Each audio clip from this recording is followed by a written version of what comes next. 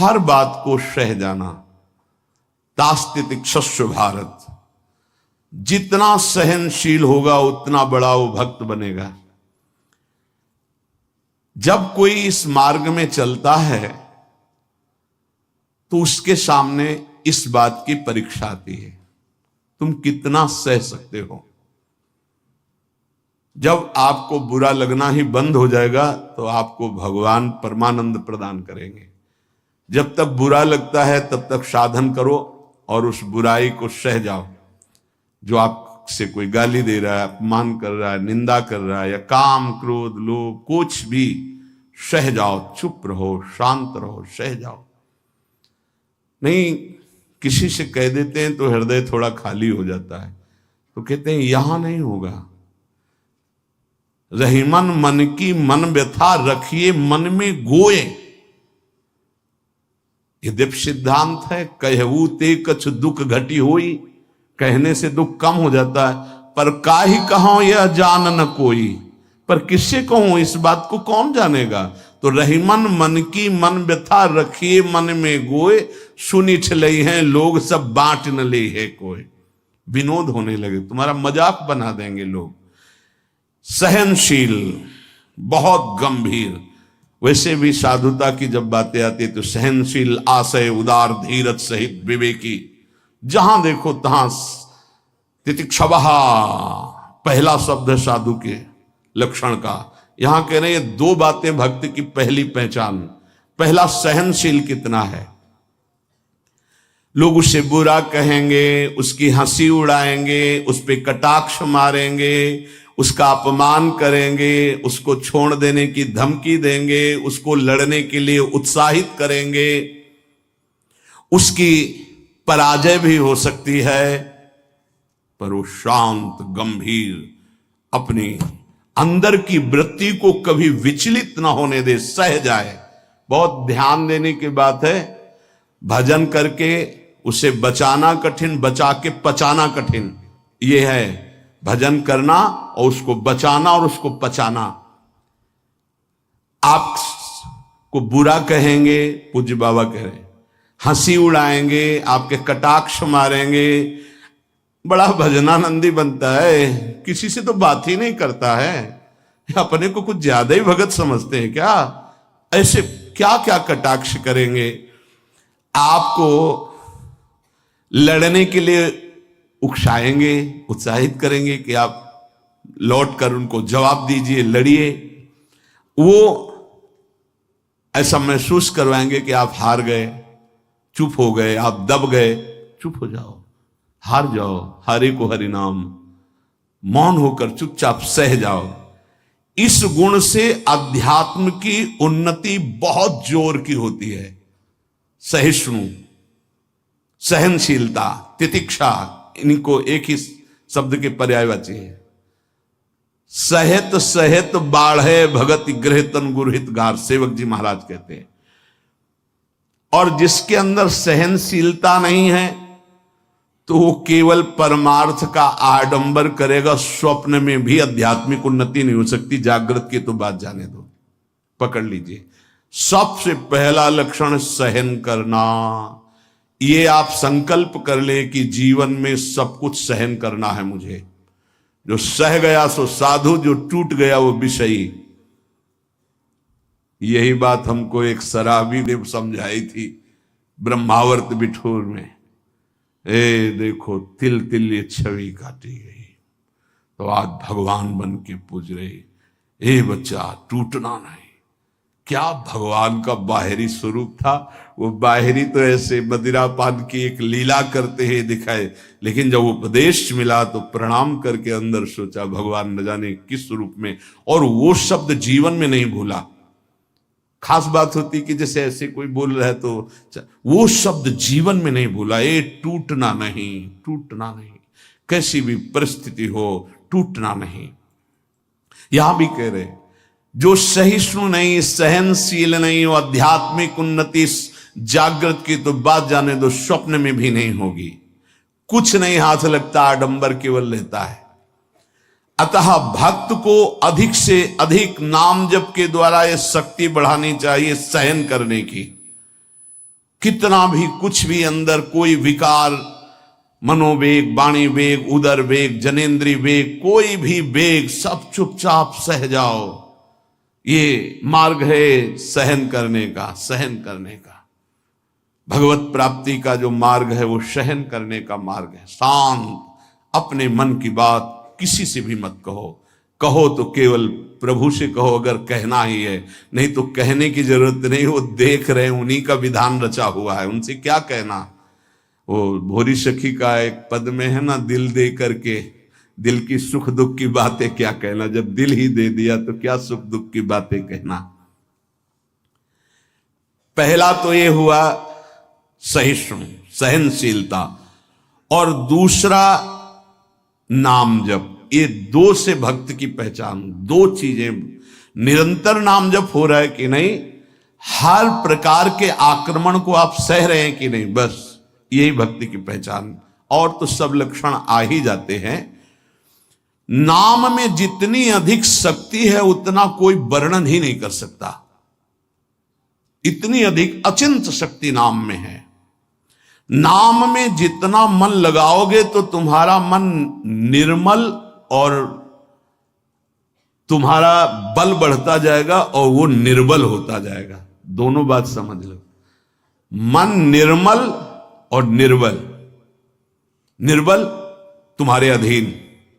अभी क्या है, मन बलवान और हम उसके अधीन हैं, और मन मलिन तो हमको संसार में फंसा रहा है। नाम में जितना आपका भाव बनता जाएगा, श्रद्धा विश्वास बनता जाएगा, उतनी ही तुम नजदीक प्रभु के पहुंचते जाओगे। भजन करना कठिन, करके बचाना कठिन, पचाना एक सूत्र केवल, सब कुछ सहन करना है जीवन में। भूख प्यास, गर्मी सर्दी, मान अपमान, निंदा स्तुति, सब सहन करना, चुप शांत एकदम अंदर, और नाम जप। बस ये दो बहुत जोर की बात बाबा ने बताई कि सहनशीलता और नाम जप ये प्रधान दो गुण हैं जिससे भक्त की पहचान होती। तो हम अंदर अपने करें, दूसरों पे नहीं, अपने अंदर कितना नाम जप कर रहा, हम कितना सहनशील है। जब नई नई अवस्था में साधन में आए थे तो ये मनाते थे कि कोई अपमान करे, देखे कैसा लगेगा। कोई अपमान करे, फिर भगवान ने बड़ी कृपा की, बहुत अच्छे अच्छे शब्दों के स्वागत हुए, तो हृदय में भी अब कैसा लग रहा है। एक समय ऐसे सीधे गंगा के किनारे जा रहे तो सामने से बड़ी गालियां और बड़े कटु वाक्य, ऐसे वैसे क्या क्या बातें, शांत एकदम चुप। कैसा लगा। मांगते थे कि प्रभु कभी अपमान हो तो कैसा लगेगा, कैसा लगा, शांत मन। हाँ चलो ठीक है, आगे चलो। भगवान कृपा करके देते हैं। संत जन इसी से समझते कि हमारे ऊपर कितनी कृपा है। जब हमारा कोई अपमान करे, हमें गुस्सा ना आवे, कोई विकार हमारे अंदर आवे, गलत चेष्टा ना हो, उसको सह गए, तब बड़ी कृपा श्री भगवान की हमारे ऊपर है। संसार का चिंतन तो सारी दुनिया करती है। यदि भक्त भी संसार का चिंतन है तो किस बात का भक्त है। अगर दो चीजें लानी है, सहनशीलता और निरंतर भजन, तो ये 6 साधन हैं। ये 2 महान सद्गुण प्राप्ति के, भक्त के 2 महान सद्गुण, सहनशीलता और निरंतर नाम जप। अगर ये बात तुम्हें लानी है तो ये 6 साधन पूज्यपाद उड़िया बाबा जी महाराज बता रहे हैं। पहला, हल्का भोजन। पहला प्रहार भोजन पर किया है, और सच्ची बात है, और आप लोग भी अनुभव किए होंगे अगर भजन में चित्तवृत्ति लगाए हैं। पेट में वजन ज्यादा, भजन कम। देख लो, आप खुद देख लो। हल्का भोजन, इतना हल्का कि आप भोजन पाकर बैठे और आपको महसूस ना हो कि आपके पेट में वजन है, इतना भोजन पाया। होता है जैसे 5 रोटी पाने की आपके पेट में क्षमता है तो 3 पाइए, 5 पाने की क्षमता 7 पा गए, तब तो फिर 7.5 ही शनिचर आ ही जाएगा बुद्धि में, नहीं आ जाएगा। बिल्कुल प्रमाद आ जाता है, पक्का प्रमाद आ जाता है। धन्यवाद है उन उपासकों को जो एक दिनचर्या में रहते हैं। हाँ ठीक है, 1 चम्मच खीर डाल दीजिए, 1 पीस से डाल, बस दोबारा हमसे मत पूछना, बस वो अपनी निष्ठा में रहते हैं। ये आहार विहार ही भजन में सबसे ज्यादा सहयोगी है और बाधक भी है। हल्का भोजन लिख रहे हैं बाबा, हल्का भोजन मतलब सुपाच्य भोजन और आधा पेट भोजन। एक दिन चर्चा हुई थी, अगर याद हो पीछे, 400 ग्राम अन्न में 24 घंटे में बहुत स्वस्थ शरीर रह सकता है। केवल रसेंद्री फंसाए है, रसेंद्री। हमें लगता है कि अगर हमें जीवन उछाल उत्साहित और बहुत सात्विक रखना है तो हल्का भोजन। दूसरी बात, प्राण संयम। ये जो बहुत जल्दी जल्दी श्वासें चलती हैं, इससे भजन में बड़ा बाधा पड़ती है। एक आराम से श्वास खींचिए, कितनी बार राधा नाम जपते हैं, फिर आराम से छोड़िए, कितनी बार छोड़ते हैं। प्राणों का संयम आवश्यक है, इसलिए 2-3 प्राण वायु का संशोधन की प्रक्रियाएं हैं जिनको सबको करना चाहिए। ये प्राणायाम के अंतर्गत नहीं, हम भजन की बात कर रहे हैं। आराम से बैठ जाओ, इसे दोनों स्वरों से वायु खींचो, कोई हाथ वाथ लगाने की जरूरत नहीं, पूरी खींचाओ और एकदम छोड़ दो। 7 बार किया एक बार में, 4 बार ऐसा करो, आप देखना एक ये प्रक्रिया है, कोई हाथ लगाने की जरूरत नहीं। प्राणवायु का संशोधन, खींचा, रोक लिया, नाम जप कर रहे हैं, एकदम प्राण व्याकुल, छोड़ दिया। एक ये है आंतरिक कुंभक और एक बाह्य कुंभक, खाली किया, नाम जप करे बैठे, फिर तुरंत खाली किया, फिर रोक लिया, इसे बाह्य 3 बस कर लीजिए। आप देखिए आपके फेफड़े, आपकी छाती, आपका प्राण संयम। कोई हम ये नहीं कह रहे ऐसे ऐसे करने की, और ये मात्र 2-2 मिनट का अभ्यास कर लीजिए। क्या जाता है, ऐसे आराम से बैठ के, कोई जान भी नहीं रहा कि आप प्राणवायु का संशोधन कर रहे हैं। पर मेरुदंड सीधी होनी चाहिए।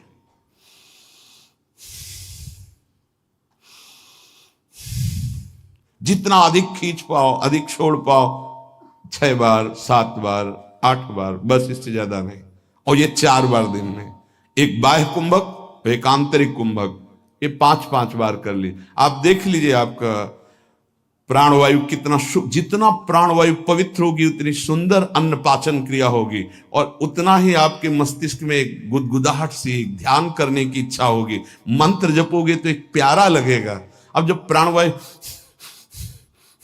किसी के देखो ना, एकदम अगर एकांत कमरे में हो तो ऐसा लग रहा है जैसे धौंकनी चल रही, क्योंकि स्थूल प्राणवायु है, उसकी आवाज अलग ही सुनाई देगी। प्राणवायु का संयम, भोजन हल्का और प्राणवायु संशोधन कृपया जरूर करें, चाहे वृद्ध शरीर हो चाहे जवान शरीर हो, ये जरूरी है प्राणवायु का संशोधन। अपने तो किडनी खराब हो गई, तब से बंद हो गए, नहीं तो 45 मिनट केवल प्राणवायु संशोधन होता, तो 45 मिनट व्यायाम, और उस समय केवल भगवदा का नाम चलता था। 1 सेकंड के लिए ऐसा नहीं कि प्राणवायु संशोधन करे, नाम छूट जाए, या व्यायाम करने नाम छूट जाए। तीसरा, कम बोलना, क्योंकि नाम चलाना है और सहनशील होना है। देखो, जब हम अपनी कमजोरी किसी से कहते हैं तो वो कमजोरी हम पर बढ़ती है और दूसरा हमारा उपहास करता है। इसलिए अपनी कमजोरी तो बोलनी नहीं, और कोई बात भी करने की जरूरत नहीं है। थोड़ा बारा व्यवहार में आवश्यक हो तो उत्तर दे दीजिए। कम बोलना सीखें। उपासक जब अपनी रहनी पे रहता है तो हमें लगता है कि धन्यवाद का पात्र है, जो अपने को जलाकर प्रभु के चरणारविंद तक पहुंच रहा है। बहुत कठिन विषय है, प्रणाम है उसको जो अपने को जलाकर आगे बढ़ रहा है। कम बोलना, तीसरा। चौथा, किसी से कोई भी इच्छा न रखना, न व्यक्त करना। ये 2 महान सद्गुण आ जाएंगे, सहनशीलता और निरंतर भजन। किसी से कोई इच्छा, आप आज क्या पाएंगे, नहीं आप क्या पाएंगे, जो श्री जी की इच्छा नहीं। वैसे आपको पसंद क्या है? राधा राधा राधा। नहीं, भोजन में क्या पसंद, यही आहार है हमारा। कभी भी कोई शब्द ना निकलने पाए तो आज फिर मुंगौड़ा बन जाए, ऐसा नहीं। कोई देखो, अगर आपको वास्तविक मार्ग को प्राप्त करना है तो ये सिद्धांत है, कोई भी इच्छा है भी तो प्रकट नहीं करना हो। आप देख लेना, अगर श्री जी को मूंग के मुंगोड़ा ही पवाने हैं ना प्रसाद में, तो आपको मिल जाएंगे कहीं ना कहीं से। मांगने की जरूरत नहीं, कहने की जरूरत नहीं, इच्छा व्यक्त करने की जरूरत नहीं। पांचवा, जो इंद्री बहुत लालायित हो गई और उसका विषय आ गया हो तो उसका संसर्ग ना होने देना। देखो, जैसे वो दो सद्गुण कठिन है तो उनको लाने वाले साधन भी बहुत कठिन है। किसी भी इंद्री की बहुत इच्छा हुई और वैसे ही संयोग आ गया, कोई भी इच्छा, हर इंद्री में अपनी इच्छा रहती है, प्रबल इच्छा हुई और प्रारब्धवशात माया ने वही संयोग बना दिया, लो खाओ। और आपको पता है कि ये मेरे हृदय में बिल्कुल चल रहा था, कैसे मिले, और वो मिल गया, तो खुश नहीं होना। बोले संसर्ग नहीं होने देना, पाने नहीं, हटा देना है। इतनी हिम्मत है। पहला लक्षण सहिष्णु, वो दूसरा निरंतर भजन। जो तुम्हारी, ये सब बातों में नहीं कह रहे, जिसकी प्रबल इच्छा थी हमारे अंदर और वही आ गया संयोग से, यही बात गुरुदेव ने बताई थी। बोले जो प्रिय वस्तु हो उसका संयोग इंद्रियों के संसर्ग में ना होने पाए और उसको भोग लगा बांट दो। तो बाबा कह रहे किसी भी प्रिय बात, प्रिय वस्तु, वो इंद्रिय भोग जब उपस्थित हो तो उसका संसर्ग ना होने देना। इससे दो सामर्थ्य जागृत होंगी, निरंतर नाम जप और सहिष्णु, सहनशील। और वाणी पाठ और अपना जो संत समागम है, इसके सिवा अकेले रहने का स्वभाव बनाना। इसमें भी जो अपने प्रियजन परिवार के जन, उनको लगने लगता है अकेले बैठे क्यों रहता है। अरे वो अपने साधन में बैठा है, उसके लिए डिस्टर्ब थोड़ी होना कि अकेले क्यों बैठा। धन्य भाग है जैसे अपने लोगों को सूचना मिलती कि वो एकांत ही चुपचाप बैठा रहता, तो अपने को पता है, अपना हृदय शीतल होता है कि सही मार्ग है, सही मार्ग है। एकांत देश में रहने का स्वभाव होना, प्राणों का संयम होना, भोजन बहुत हल्का सात्विक होना, कम बोलना, किसी भी तरह से अपनी इच्छा को किसी के सामने प्रकट ना करना। अगर हमारे अंदर इच्छा, छठवां, अगर हमारे अंदर इच्छा आ ही गई है और उसके अनुसार प्रारब्धवशात संयोग बन जाता है उस भोग का, तो इंद्रियों का संसर्ग ना होने देना। इन 6 साधनों से ये 2 बात महान भक्त के अंदर आ जाएंगी कि वो सहनशील हो जाएगा और उसका निरंतर नाम जप चलने लगेगा। भक्त वही है जो प्रभु के नाम को परम धन, परम जीवन मानता है और हर समय ऐसे नाम जप में लगा रहता है जैसे संसारी पुरुष धन कमाने में। जो जितना भगवान नाम का संग्रह कर लेगा वो उतना ही उच्च भावना वाला बन जाएगा। भक्ति से क्या मिलता है जानते हो? भाव की ऊंचाई। बाजार में वस्तु का अगर भाव ना हो तो सड़ती रहती है, ऐसे ही भक्ति से भाव प्रकट होता है। भावहीन पुरुष सड़ता रहता है, नरकों में दुर्गति होती रहती है। अगर मनुष्य शरीर में भी है, वो विविध प्रकार की दुर्वासनाओं से सड़ता रहता है, जलता रहता है। और भक्त भावोत्सवेन भजताम रस काम धेनु, भाव में डूबा आनंद मगन रहता है। ये भाव कहां से आता है? जितना नाम रूपी धन एकत्रित करोगे उतना ही महंगा भाव आपके अंदर आ जाएगा। बोले ये तो प्रिया प्रीतम की लीला में डूबे रहते हैं, भाव कहां पहुंचा दिया? अभी कहां है? काम भाव, क्रोध भाव, लोभ भाव। अभी तुम्हारा भाव गिर गया, भाव उठाओ। तो बोले कहां है? बोले प्रिया प्रीतम के भाव में। बोले ये कहां है? बोले काम भाव में, क्रोध भाव में, लोभ भाव में। भाव ही सब कुछ है। भगवान को पुकार करके साक्षात सामने प्रकट करने की सामर्थ्य भाव में ही है। भाव पूरित टेर ही करती मुझे लाचार है, भाव बिन सुनी पुकारे मैं कभी सुनता नहीं। बात ध्यान करो, भाव सारा। और ये भाव कहां से आता है? पूज्य उड़िया बाबा कह रहे, जो भक्त जितना अधिक नाम जप कर लेता है उतना ही बढ़िया भाव उसका बन जाता है। जो नाम कीर्तन पर विश्वास करता है कि नाम कीर्तन कर रहा हूं तो मेरे प्रभु यहीं बैठे सुन रहे हैं, भक्त का सदैव ऐसा भाव रहता है। मैं पद गायन कर रहा हूं, मेरी प्रियालाल मुस्कुरा रहे हैं, वो सुन रहे हैं। बाणी सी ध्रुवदास जी की सुन जोरी मुस्कात। अगर तुम्हें भाव नहीं आ रहा तो आचार्यों ने लिखा है कि जब 42 लीला गाई जाती है तो जोरी प्रिया प्रीतम परस्पर देखकर मुस्कुराते हैं और गायन और श्रवण करने वाले उपासकों पर कृपा करते हैं। जो सांसारिक पुस्तकों को, समाचार पत्र को और विलासिता भरी काम भरी बातों जिसमें लिखी हुई ऐसी पुस्तिकाओं को जो पढ़ते हैं वो कभी भक्त नहीं बन सकते। तो बाबा के समय मोबाइल नहीं चला था 60-70 वर्ष पहले, ये तो 35 वर्ष बहुत हुए होंगे, नहीं मोबाइल को भी लिख देते, क्योंकि उस समय पत्रिका ही गंदी बातों की लिखा पढ़ी वाली बातें पढ़ी। अब तो मोबाइल वाली बातें हैं। वो भक्त नहीं हो सकता जो गंदी बातें देखता है। नहीं, आपको तो अपनी वृत्ति पवित्र करनी, बचानी है। बहुत सावधानी की जरूरत है। एक छोटा सा बच्चा 13 वर्ष का एकांतिक में, बहुत सुलझा व्यक्तित्व, अवस्था 13 वर्ष की, व्यक्तित्व बहुत सुलझा।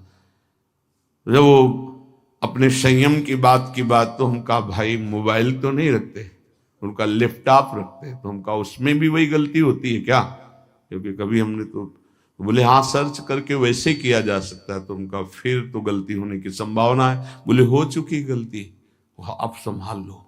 छोटे छोटे बच्चों में गलती कराने की सामर्थ्य इस मोबाइल लैपटॉप में है।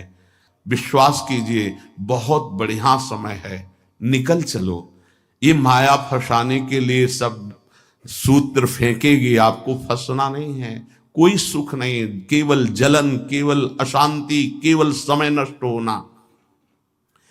भक्त वही है जिसको भगवान से भी अधिक संत महात्मा प्यारे लगे। सातों सम मुहिमें जग देखा, भगवान श्री राम कह रहे हैं सबरी जी के सामने, सातों सम मुहिमें जग देखा मोते अधिक संत। पूज्य बाबा कह रहे हैं भक्त वही जिसे संत भक्त महात्मा भगवान से भी बढ़कर प्यारे लगे। आज राम जी के प्यारे हमें मिल गए, आज श्याम जी के प्यारे में, आज प्रियाजू के प्यारे मिल गए। वैकुंठ प्रिय दर्शना दुर्लभो मानुषो देहो देहि नाम क्षण भंगु रहा तत्रापि दुर्लभम मन्येत वैकुंठ प्रिय दर्शनम। आहा, भगवान के प्यारों के दर्शन प्राप्त होना। भक्त वही है जिसकी जिह्वा हर समय नाम जप में लगी रहती है और बातों के लिए वो मूक हो गई है। नारायण हरि भजन में पांचों न सुहाग, जो सच्चाई से मार्ग में चल रहा उसको अच्छा ही नहीं लगता। विषय भोग, निद्रा, हंसी, जगत प्रीति, बहु बात नहीं अच्छा लगता। भक्त वही है जो अपने चित्त को सुरक्षित रखता है। लोग और सब बाहरी वस्तुओं को सुरक्षित रखने की चेष्टा करते हैं पर चित्त को गंदा कर देते हैं। गंदा चित्त, गलत चिंतन। भक्त बाहरी वस्तुओं की सुरक्षा हो, चाहे आग लग जाए, लेकिन चित्त में सुरक्षा में कोई फर्क ना पड़े। चित्त हमारा चित्तचूर के चिंतन में लगा रहे। जहां तक बन सके अपने चित्त को बचाने की कोशिश करो। साधक अपने चित्त को सुरक्षित रहता है, अपने चिंतन को सुरक्षित रखता है। वही साधक है जो चिंतन को सुरक्षित रखे। और कोई परवाह नहीं सुरक्षा रहे या ना रहे, चित्त सुरक्षित है तो निरंतर चिंतन का प्रभाव भगवत साक्षात्कार करा देगा। भक्त वही है जो प्रभु से केवल प्रभु को मांगता है। ध्यान दीजिए, भक्त वही है जो प्रभु से केवल प्रभु मांगता है कि आप चाहिए आप, हमें और कुछ नहीं चाहिए। बस आप मेरे हैं, मैं ऐसा मस्त रहूं, बस ये हमें चाहिए और कुछ नहीं।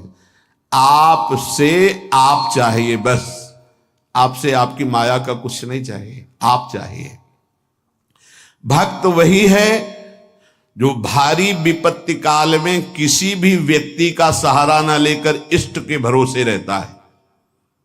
ये बहुत कठिन बात है। जब आपके अंदर कोई समस्या जागृत होती, विपत्ति जागृत होती, तो आपका मन कहां जाता है? प्रियाजू पे, या किसी व्यक्ति, किसी सलाहकार मित्र, यार हम बहुत समस्या में हैं, बहुत हमारा मन अशांत है। नहीं, नहीं कहना। प्रभु की छवि लो और छाती से लगा के उनसे बात करो, हमारा चित्त बहुत अशांत है, प्यारे आप संभाल लो। या बाहरी कोई विपत्ति है तो आप बात करके देखो ना कभी, पर भाव नहीं है तो बताया नहीं। फिर वो भाव बिन सुनी पुकारे मैं कभी सुनता नहीं। इसीलिए नाम जप से भाव का जागरण होता है। भाव से यदि पुकारे तो हमने सेकंड में परिवर्तन होते हुए देखा। एक सेकंड में परिस्थिति का परिवर्तन, एक सेकंड में भारी से भारी समस्या का समाधान, जो ही प्रभु से प्रार्थना, उसका तत्काल परिणाम देखा है। एक मात्र भगवत चिंतन ही समस्त विपत्तियों के नाश का उपाय है। हरि स्मृति सर्व विपदि मोक्षणम। इसलिए कभी किसी से सहायता मत मांगो। अगर किसी और की सहायता मांगी तो द्रौपदी की तरह परेशान होना पड़ेगा। आखिरी में द्रौपदी जी ने ठीक जगह सहायता मांगी। हा गोविंद द्वारिका वासिन, तो यहां से वस्त्र हटा नहीं पाया 10,000 हाथियों का बल रखने वाला दुशासन। हम लोग बड़े कमजोर भक्त हैं। थोड़ी सी भी बात हो तो हम किसी का, अन्य का सहारा ले लेते हैं। माता पिता भाई बंधु रिश्ते नाते ठीक है ये, लेकिन सहारा सिर्फ इष्ट देव का। जरा इस शब्द पर देखिए, मेरी महारानी श्री राधा रानी, जाके बल में सबसों तोरी, लोक वेद कुल कानी। किया आपने, तोड़ा आपने। सबसों तोरी लोक वेद कुल कानी, तब असलियत में मेरी महारानी श्री राधा रानी। बाबा कह रहे हैं भक्त वही है जो भारी विपत्ति काल में किसी भी व्यक्ति की सहायता के लिए न देखे, केवल प्रभु की तरफ। अब वो क्या रूप रख करके आते हैं वो देखेंगे, लेकिन किसी अन्य आश्रय में ना आ जाए, नहीं तो हमारी भक्ति बाधित हो जाएगी। प्रहलाद जी ने किसी को पुकारा क्या? किसी भक्त के जीवन में देखो, किसी के पास गए क्या हाथ जोड़ के कि जमींदार या बादशाह या किसी, कि आप हमारा सहयोग कर दो? नहीं, प्रभु देखेंगे। और वो ऐसे अंतिम समय तक कोई सहयोग नहीं कि अब अगला कदम जाएगा ये गिरेगा, और उसी कदम पे प्रभु ऐसे बस आखिरी दम तक वो देखते कि शायद कोई अंदर से पुकार पड़े किसी और को। जब देखा कि बस वो पकड़, आप निहाल हो गया, विपत्ति नहीं अब संपत्ति घेरेगी, अब कोई तुझे परेशानी नहीं, मेरी कृपा संपत्ति तेरे को सदैव दुलार करती रहेगी। पूज्य बाबा कह रहे हैं भगवान का सच्चा भक्त वही है जो भगवान से अधिक किसी को नहीं मानता। जड़ चेतन मनुष्य पशु पक्षी लोक लोकांतर मानता है तो सबको भगवत में मानता है, भगवान से बढ़कर किसी को नहीं मानता। फिर तुम किसी को अपना या पराया कैसे कह सकते हो? जब तुम श्री भगवान के हो तो तुम्हारा अपना कौन है? जब तुम श्री भगवान के हो, सम्मे भगवान है, तो पराया कौन है? ये सूक्ष्मता समझिए। तुम भगवान के भक्त होकर किसी और को अपना कहते हो या किसी को पराया कहते हो, तो अभी सही भक्ति नहीं आई। ना कोई अपना और ना कोई पराया। कबीरा खड़ा बाजार में सबसे पूछे खैर, ना काहू सो दोस्ती और ना काहू सो बैर। ना कोई अपना और ना कोई पराया। यदि तुम किसी को बुरा कहते और किसी को भला कहते हो तो तुम्हारे अंदर भक्ति कहां है? राग द्वेष युक्त हृदय भक्ति वाला हृदय थोड़ी होता है। इसलिए इसको मिटाओ और मिटाकर समान भाव लाओ, ना कोई अपना ना कोई पराया। प्राणी मात्र में भक्त का राग द्वेष नहीं होता। भक्त भगवान के साक्षात विग्रह में दर्शन करता है। यदि धातु या पाषाण की भावना है तो अभी वो भक्त नहीं हुआ है, साक्षात मेरे प्रभु है।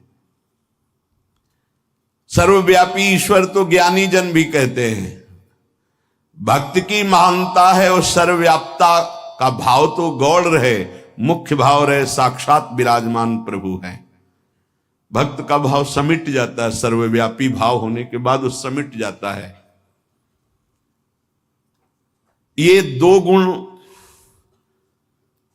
प्रधान रहते हैं और बहुत से गुण रहते हैं भक्त में, पर दो ये गुण प्रधान रहते हैं।